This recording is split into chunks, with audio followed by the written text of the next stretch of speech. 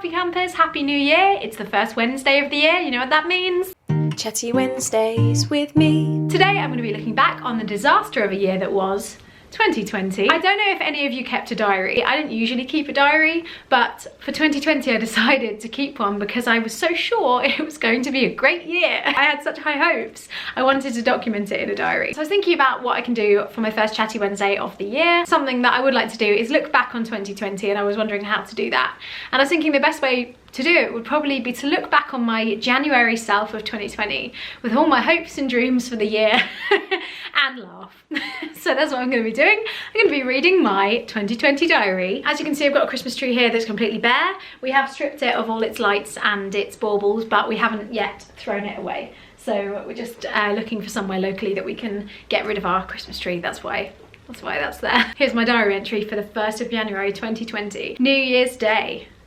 We danced in Kelly's until 2 AM. That's a pub that Connor used to play in, which is now closed down because of COVID.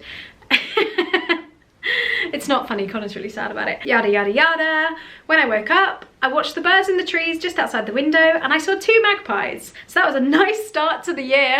Ah, 2 for joy. I've written 2 for joy. That's what I think the year's gonna be. I think it's symbolising the rest of the year, and that's it. That's all the joy you're gonna get for the year. 2nd of January. I woke up at 6 AM because I had so many anxious thoughts about my upcoming CD. Oh, I feel for me.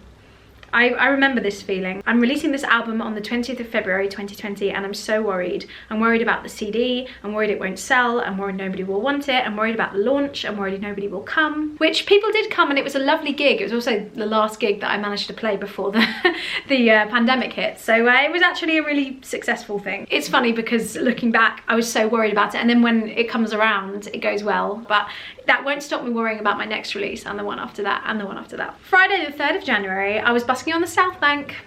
Ah, that was my first day back at the South Bank for the new year, the 3rd of January, so I would already be there by now. And I do really miss it, although this diary entry does go into detail about how I wasn't able to play for a large portion of time because a strange man had set up a picnic on the pitch, a flask of tea, a Jamaican ginger cake, and a boiled egg.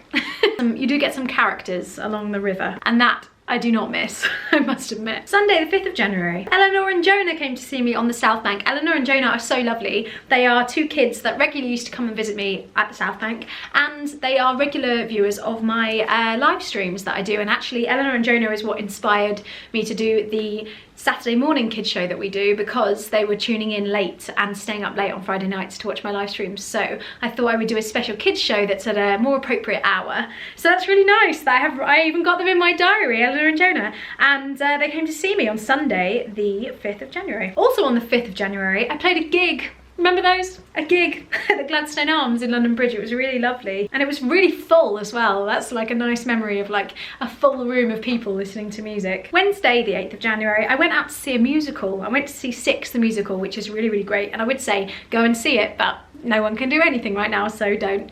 But it's a really, really good musical about Henry VIII's wives. And I went to see it with my friend, and that is something I really miss being able to do, is go to the theatre. Sunday, the 12th of January, I went out to see a comedy show. I'm a very cultured lady. I can't see lots of things. I miss that as well. I miss going out to be able to watch live comedy and live theatre. And on the 14th, I went to the cinema to see Jojo Rabbit. And I miss that too. And I never even liked the cinema. I find it difficult to sit still, but fidget. Not in the theatre, sit still, I can behave myself, but in the cinema, I just always get really fidgety. But I enjoyed that visit to the cinema very much. Okay, this is kind of funny. On Wednesday, the 15th of January, I had like an admin day at home. So I didn't go busking, it was like raining, and I stayed at home and doing work. And when Connor got home, we got on the sofa and we got snacks and we watched Love Island, which is so rubbish. But I even said in this diary entry, it's so rubbish, but I love the time that we spend on that sofa. Best part of my day. Oh girl, you're about to spend a lot of time on that sofa. On Thursday the 16th, I went out to see some more comedy. See, I'm always going places. January 2020, I was a busy lady. Yeah, I went out to see Tom Mayhew do his show at Soho Theatre, and I know he sometimes watches, so hi Tom. He's a really talented comedian and a friend of mine, and it was a great show. Tom Mayhew's show at the Soho Theatre was so well written and powerful. That's my review of your show, Tom Mayhew, in January 2020. Sunday the 19th of January, I was first at the pitch on the South Bank. I can see the joy that I wrote that with. I was first on the pitch. I was sharing with Kat Burns, but then she went home, so I had the pitch to myself, 2:30 to 6. I miss those days. I used to get such a joy, such a buzz. Just me on the pitch playing all for hours and hours and hours. 4.5 hours I played, no break. It was a great day. Highlight of my day was a girl called Alana, who often comes to wave at me, and sadly I couldn't play her AC/DC request, which is funny because later in that year I did learn an AC/DC song. I'm on the highway to hell. I'm on the highway to hell. So Alana, if you're watching this, next time, AC/DC, I got you. Thursday the 23rd, I played a gig in Clapham. I didn't really say much about the gig here, but there was a dog there, and her name was Scylla, and she was a black dog, Scylla Black. Oh.